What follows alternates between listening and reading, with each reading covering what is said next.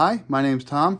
I've got a doggy with rough paws, so we've been using this Paw Balm for the last about 4 or 5 days now, and it's made a world of difference in my puppy's paws. So when you think of Paw Balm, think of it as kind of like lip balm for the underside pads of a puppy's paws. So you know how your lips get dry and cracked? Well, a doggy has little paws, there's little pads, they get dry and cracked as well. That's where this comes in.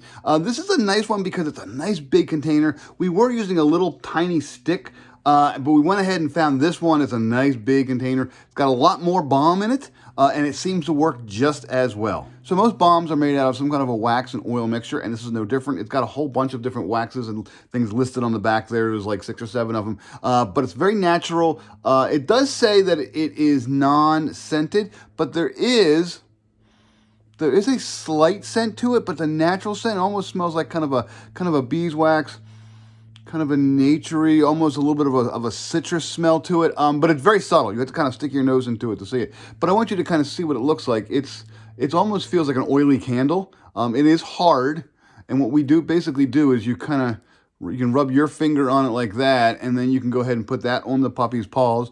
Or because this thing is so big, it's a nice big canister. When we played with it a little bit last night, and it worked fairly well, was we just took our puppy's paws and we just kind of put this against her paw and just kind of rubbed her pads onto it. Now, our dog is fairly calm. If your dog is not like that, or your dog doesn't enjoy it, you may want to go ahead and use a little treat or a little food kind of incentive.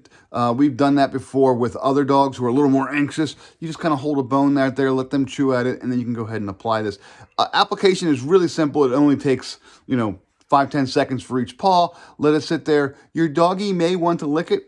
It's okay. It's not going to hurt your dog, but you try to let it at least sink in a little bit, soothe in. And I'll tell you right now, our puppy's paws are world of difference just in 3 or 4 days worth of use. Her paws used to be brown and dried and cracked, and they actually look painful.